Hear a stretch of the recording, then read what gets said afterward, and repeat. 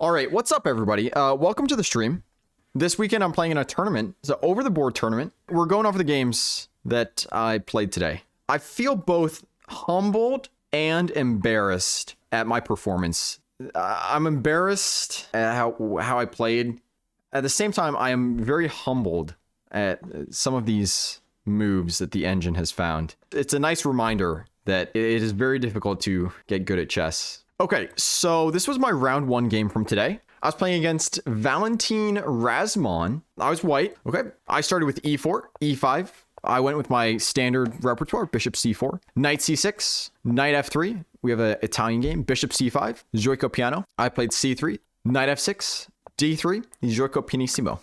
Castles, and my opponent played d6. This is all very, very standard stuff.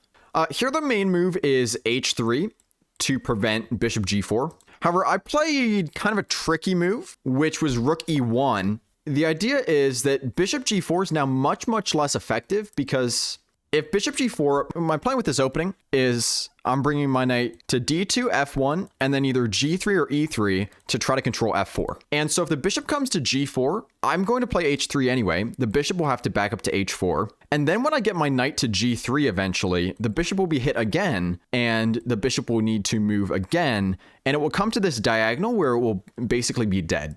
Bishop g4 becomes a very ineffective move once rook e1 is played. The correct way to play against this rook e1, I think the most effective way, is you play knight g5 and you take advantage of the fact that h3 has not been played and f2 is not defended anymore. So now white must play rook e2. You get into very weird positions from this line. But the way my opponent played against it was fine too, which is they just didn't play bishop g4. They just delayed playing that move. So they started with h6. I played knight bd2, right? I'm doing this plan with my knight, a very typical plan in the Giuoco Pianissimo. And you can see here in the openings database that bishop g4 is a very common move. And you can also see how when black does play this move, the win rate for white is much higher than in the other variations. So that's one of the reasons why I like this line. Unfortunately, my opponent did not go for bishop g4. They played a6 instead. Now they are wanting to play knight a5, right? Before knight a5 was not a threat because if they played knight a5, then I could play bishop b5 and I can hang on to my bishop. But now I don't have bishop b5 anymore. So I should play bishop b3, and you can see that bishop b3 is the most frequently played move here. So I played bishop b3. My opponent played bishop a7. This is a very typical prophylactic move for black in the Giuoco Pianissimo, just tucking this bishop back in to a7. I continued with my plan of getting this knight to f4. I played knight f1, and black wants to do the same thing. Black here, they're going to play knight e7, knight g6, and they want to control f4 with their knight. So black does exactly that. They played knight e7, I played knight g3, and here I was actually expecting my opponent to play c5 and clamp down on this d4 square. It would sort of be like a Shigorian defense in the Ruy Lopez, and that's what I was expecting. So my opponent played c6, which I didn't quite understand. I think it's just controlling the center. It's sort of just waiting as well. I can't play knight f4 straight away because I don't have enough defenders. I didn't play knight h4 because of bishop g4. So I played h3 to stop a bishop or a knight from coming here. He played knight g6.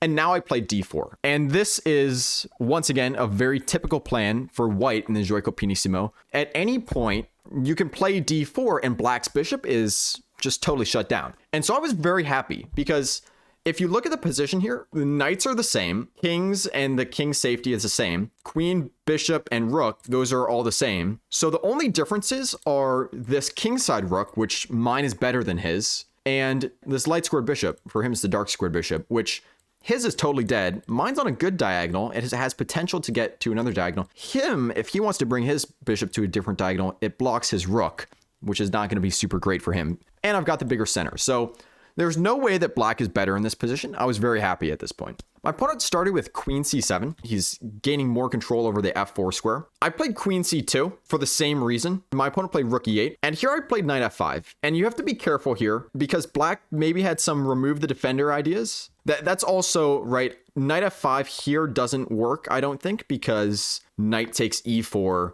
might be a possibility. There is knight takes h6, but it gets weird. He played rook e8, I played knight f5, and here my opponent decided to complicate things. He played d5. I was a little surprised when my opponent played this move. I felt like it couldn't be good. And so I thought for a very long time. I eventually concluded that you can't take here because black will take here with the knight. There's pressure on f7. You're probably going to lose this pawn. Your knight is hanging. This is just not good. I also saw that if I take here, my opponent, he wants to go e4 and my knight is hanging. I have 2 hanging knights. But then I saw I have this move where I can take, he plays e4 and I play d6 and I counterattack his queen.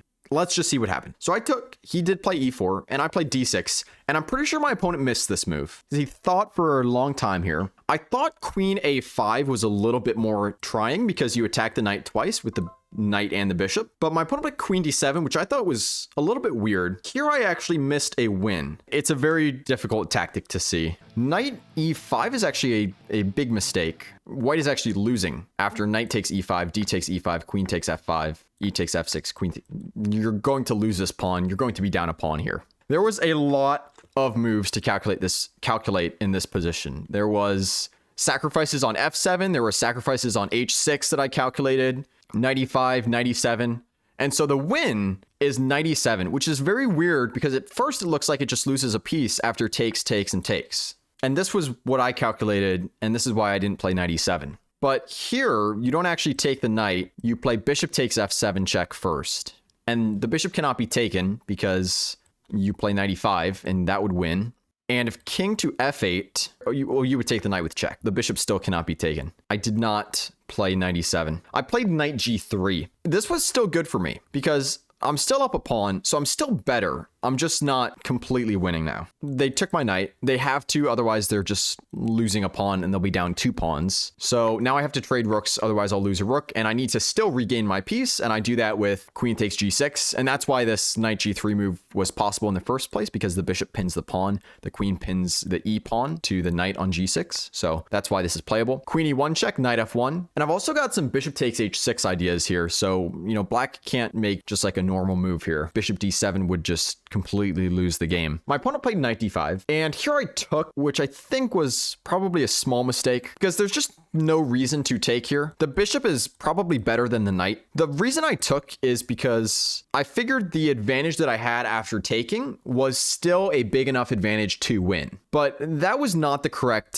thought process. I should not be searching for good enough to win. I should be searching for, you know, the absolute best variation, which simply would have been just queen g3. Just saving the queen. This pawn trade will happen. This bishop is better than the knight, so there's no reason to trade. But I did take. C takes d5, queen g3. I must save my queen now. My opponent took. There's no time to take here because black will promote with check. Here I thought for a while, do I take with the king or the queen? I saw that if I took with the queen, that I'm just losing back a pawn straight away. So I should probably take with the king. And I also get out of the pin, which is a nice bonus. I'm not too worried about queen e4, which is what my opponent played. I simply moved back to g1. I debated here whether to go to h2 or g1, and I decided g1 would probably be better because black was very, very likely to get a lot of pressure on this diagonal, and I did not want my king and queen lined on that diagonal when that happened. My opponent played queen e6, so my h-pawn is attacked. I must do something, so I played h4. Bishop d7. I played bishop f4. I know that black is going to attack this pawn here, so I defended again. My opponent played rook d8.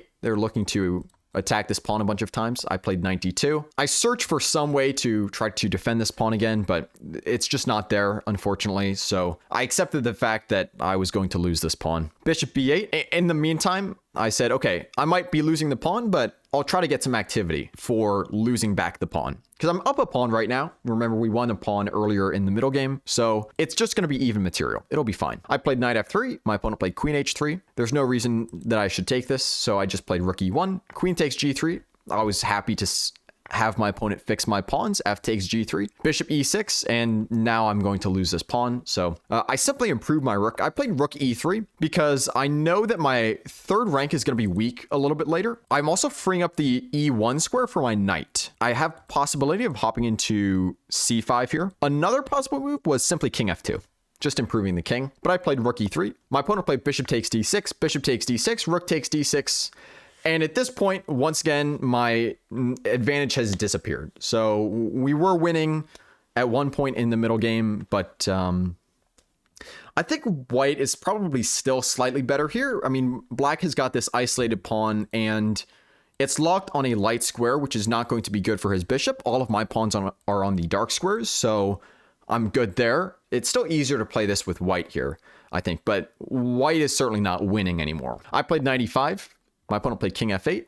Knight d3. My opponent played b6 to stop the knight from coming to c5. I played king f2, simply improving my king. Bishop f4. I played b4. Rook to f6. I played knight e5. And my opponent was getting very, very low on time at this point. So I was hoping that, maybe he would blunder in time pressure. Maybe he would try to go after this pawn and he would forget that there was a fork hanging here. My opponent only had around 1 minute left on his clock at this point. But my opponent did not go for that. He simply played bishop e4 check. And after king e2, he moved his king. So there's no fork. King e7. I played knight g4 and we made it to move 40. So both of us got an additional 30 minutes on our clock. So now we get to think for a little bit. My opponent played rook e6. I played knight f2, and my opponent played g5. I said, okay, I'll take this. H takes g5, h takes g5. I was quite surprised at this g5 move because I thought my opponent had to play f5 here because then I cannot take this bishop. Otherwise, my opponent gets a connected passed pawn, and I thought that would be very good. So I thought my opponent should have played f5 here, but they did not. They played g5, which surprised me. And so I played h takes g5, h takes g5. And here I had to calculate, okay, if I take, am I winning? The answer is no, but I'm not losing either. And I think it's pleasant to play for white because I can play g4 and then this e4 pawn, black has to stay tied down. One of his pieces has to stay tied to it. I can pressure it with my king, and so his rook will have to be tied down. I can come on the h-file with my rook and try to harass black. So I played knight takes e4. My opponent did not take with the rook, though. They took with the pawn. D takes e4. And I played g4 to stop f4. It's a very important move here. My opponent played b5, and now I played rook h3, getting my rook to this open file. I figured if my opponent played rook f6 here and tried to attack my g-pawn, then I could play rook h5. And now my opponent has to play rook g6 to defend their g-pawn. And then I can play rook h8 or even king e3. Yeah, king e3 would be the best here because that would simply win a pawn. My opponent started with rook c6, so now I cannot play king d3 because I lose the game. And if I move my rook, then I drop my pawn. So I started with king d2, defended. However, if I move my rook, my opponent will always have this deflection tactic where they sack their e-pawn to pick up my c-pawn. And then it gives me an isolated d-pawn, which is probably not going to be super great for me. So I still have to be careful. I do not have to take the pawn. However, I kind of do unless I can have my rook to pressure, which actually happened in some lines. My opponent, they got their king into the game, king e6.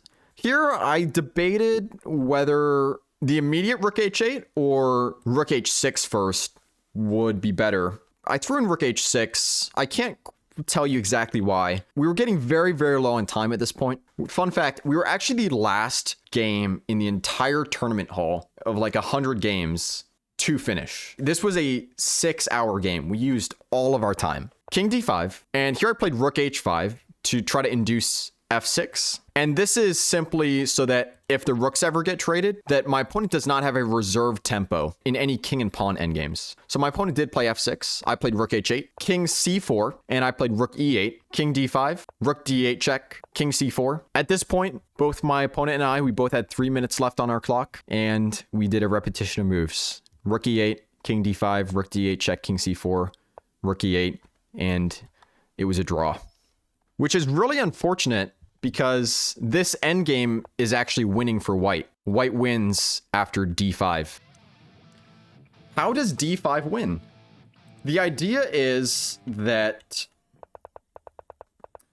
after d5, this pawn is just too fast, and black has very much overextended his king. So the king is not in time to defend the passed pawn. We were actually winning the entire game. We were never losing. There were times where black had like a tiny, tiny advantage. You can see it. It barely dips into the black there at a couple points. We had at least one tactical missed win with that knight e7 check. And then we missed the win in the end game as well. We took the draw instead. So I got a draw, but I could have got a win. That was my first round game. And that game lasted 6 hours, and it was the last game in the entire tournament hall of like 100+ games.